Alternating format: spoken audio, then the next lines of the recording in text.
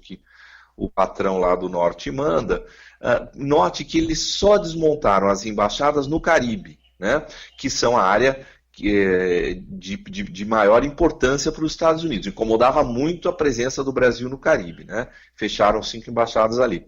O resto não fecharam ainda, né? Então, para justamente não confrontar a alta burocracia, né? Os diplomatas continuam ganhando seus salários milionários, enfim, né?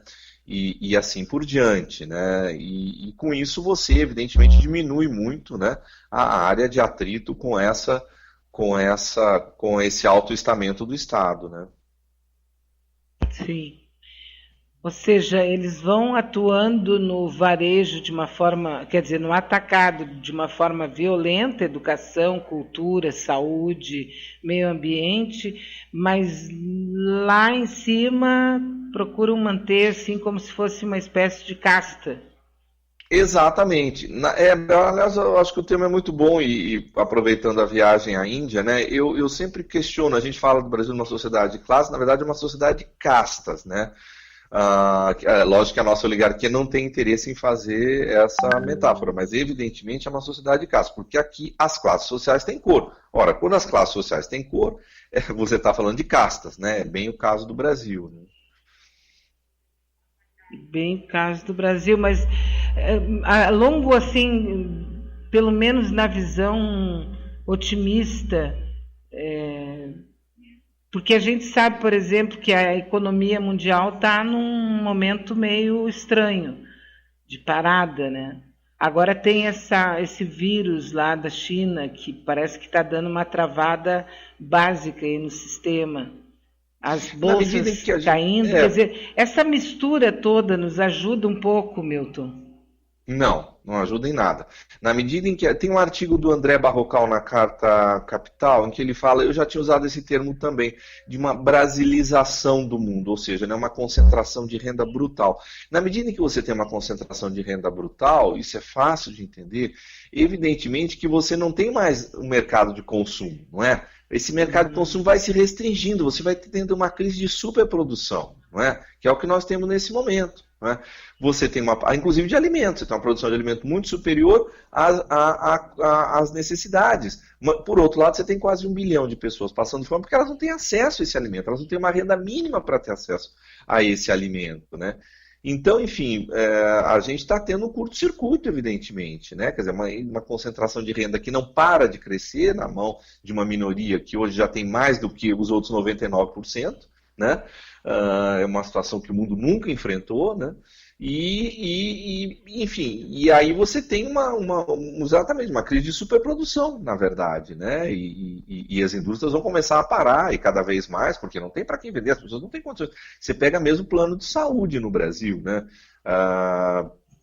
Praticamente 1/3 das pessoas que no momento mais alto tiveram plano de saúde tiveram de renunciar a ele, né? E aí você tem o enxugamento do SUS por 20 anos, né? Então é uma situação catastrófica. A zoonose e esse vírus é uma zoonose, né? Ou seja, uma doença que se transmite de animais para seres humanos, né? Você pode perceber que elas têm se repetido, a gripe aviária, né? Elas têm se sucedido, claramente isso tem a ver com o nosso modo de produção, né? E aí você pega no Rio Grande do Sul mesmo, né? Isso é muito comum, os aviários, quer dizer, abatem as aves com 45 dias, né? E aí para que elas se reproduzam, enfim, para que elas cresçam mais rapidamente, elas são alimentadas com rações, milhares de aves juntas, fechadas, sem luz do sol, com luz artificial, enfim, comendo todo tipo do que não é alimento, na verdade, muitas vezes até farinha de osso, né? E você tem enfim, para poder abater esse animal de uma forma completamente antinatural, né? Não a pasto, não solto, não, né? Com 45 dias, né? Então, evidentemente, enfim, você tem o tempo todo, você está tendo problemas muito sérios nessa área, né? sim. E as zoonoses se repetem, né? Lógico, porque você está criando os animais de uma forma, enfim, né? Você teve a vaca louca, o que era a vaca louca? Pois é, Era estava a justamente farinha de pensando. osso, né? Que aqui no Brasil também se usava, né? Até estou colocando no passado sem ter tanta certeza, né? Também se alimentava animais com farinha de osso, né? Então, quer dizer, transformar um herbívoro num carnívoro, enfim, por aí você vê o tamanho da violência que se faz com os animais, né? E isso uma hora vai respingar sobre o ser humano, porque o consumidor final é o ser humano, né? É que tu sabe aqui uma coisa bem bucólica, mas outro dia conversando com uma amiga que mora em São Paulo, uma paulista, e no meio da nossa conversa ela disse: Beatriz, já notou que não existe mais farinha de milho que não seja transgênica? Ah, sim, não tem. Nós É estamos difícil. tomando óleo transgênico, É tudo transgênico. dificilíssimo achar óleo que não seja transgênico, e o que é pior, é um projeto do senador daí do Rio Grande do Sul, do Heinz, de tirar a etiqueta do o Tzinho, né? Exatamente. E, o que é seríssimo, porque se fala tanto em liberdade do consumidor, que liberdade se eu não sei o que eu estou consumindo, né? Hoje eu evito, por exemplo, nem ração para cachorro, quando eu dava, agora não dou mais, dou comidinha mesmo, eu comprava com transgênico, tinha que andar a cidade inteira para achar e por aí vai. Então, enfim, na verdade, a gente tem, as batalhas são muitas, né? E quando a gente, evidentemente, agride o meio ambiente da forma como a gente está agredindo, a resposta não pode ser boa, né? É, sem dúvida. Só que passa um medo para a população mundial de alguma gripe espanhola que vai matar milhões, que isso me parece uma coisa meio calculada, entende? Mas é teoria de conspiração minha.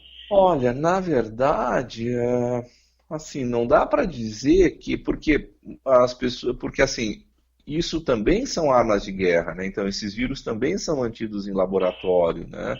A OMS tem feito uma batalha muito grande, por exemplo, aqui doenças que já se erradicaram, que se exterminem os vírus que existem em laboratório, né? Mas é uma batalha política bastante difícil, né? E é lógico, quer dizer, todos esses experimentos são um risco imenso para a população mundial, né? Mas eu diria que o risco maior ainda está na forma como nós, infelizmente, vemos a vida como uma mercadoria, né? Os animais para serem abatidos como mercadoria, e assim por diante, né? As sementes como mercadoria, coisa que não são, né? São Sim. bens da humanidade, né? E a gente, enfim, infelizmente, age dessa forma, né? Porque no final tudo parece ter um sentido econômico, né? O Bill Gates, por Exato. exemplo, ele está financiando o desenvolvimento de vacinas sem agulha. Então, uma epidemia pode alavancar essa venda, essa necessidade, a compra por governos, nem por pessoas, mas por governos em grande quantidade, né, de vacinas. Uhum. Então tudo parece assim que obedece a um sentido econômico. Tu planta essa notícia e daqui, com essa notícia tu vai vender esse produto aqui em termos globais. É que todas essas disfunções da economia, elas vão gerar, quando aproveitadas, entre aspas, né, enfim, por alguns setores econômicos, elas vão gerar ganhos, né? Mesmo se você for pensar, quer dizer, a hospitalização das pessoas, isso gera ganho para algum, né? Para planos de Sim, saúde, para hospitais privados, etc. Né? Quer dizer, essa proliferação de câncer no Brasil, por exemplo, né? Quer dizer, por um lado, ganha-se porque essas empresas já não podiam mais vender seus venenos na Europa, nos Estados Unidos, e vão colocá-los aqui, portanto, né? Vão reciclar suas linhas de produção aqui, enfim, vão gerar, são cancerígenos, se sabe, portanto vai gerar câncer aqui, e as empresas, enfim, de saúde vão ganhar em cima disso, porque gera medo nas pessoas, né? Um tratamento de câncer é caríssimo, né? Embora, na maioria das vezes, mesmo os planos de saúde privado fazem o tratamento no SUS, né? E sim. aí os custos vão sobre o SUS, mas enfim, você tem, lógico, infelizmente é um ciclo vicioso, perverso, né? Uhum. Todo mundo, tipo assim, meio que dentro de uma caixinha, esperando quais são os interesses da hora, né? Se a gente não passa a ter uma visão estratégica, né, mais ampla, né, a gente cai nesse individualismo. Agora, um contraponto positivo aí da semana, eu acho que foram as eleições na Itália, né? Quer dizer, com É. toda a propaganda, a máquina de propaganda da extrema-direita, do Salvini, principalmente em cima da Emília-Romanha, que sempre foi um bastião da esquerda, né? E a vitória lá do centro-esquerda traz realmente um alento, né, de que a população começa a ter uma visão mais estratégica. Quer dizer, e isso não é uma reversão pequena, é uma reversão de praticamente 50 anos, porque a gente via a Itália a partir dos anos 70, enfim, e degringolando, o que o Pasolini já tinha percebido, inclusive, ele diz isso muito claramente, até naquele livro da Brasiliense, que foi, o título ficou como Caos, eram artigos dele no Corriere della Sera, e ele já previa isso nos anos 70. Ele dizia, olha, na verdade, com o fim da hegemonia da igreja, com o fim de uma hegemonia agrária no país, você vai ter, portanto, determinados valores éticos, morais, etc., você vai ter um individualismo profundo, né, e que vai gerar uma sociedade, enfim, onde cada um só olha para o seu umbigo enfim, e é um pouco a metáfora do ensaio sobre a cegueira do Saramago, né? E aí, enfim, eu acho que o que aconteceu agora, essas últimas eleições, são claramente uma reversão desse individualismo na Itália, que é muito importante, né? Enfim, primeiro que nós somos o maior país italiano fora da Itália, em termos absolutos, né? Depois porque a gente tem, enfim, na Itália, 2/3 dos bens culturais do mundo, né? E uma capacidade de percepção, de análise política única, né? Eu acho que o maior filósofo político do século XX é realmente Antônio Gramsci. Não é à toa que, enfim, a extrema-direita brasileira tanto se preocupa com ele, militares já escreveram sobre ele, etc. Uhum. Pois é, mas daí, de repente, então a gente estaria assim, o pêndulo deu uma parada e pode voltar, é isso? Olha, eu acho que é uma vitória muito importante, né, do centro-esquerda na Itália, né, Que já teve na dos Espanha, democratas, né? enfim, né, na Itália. Na Espanha né, já tinha havido, Portugal. e Portugal se mantém, enfim, com um arranjo um pouco diferente da geringonça, mas se mantém, né.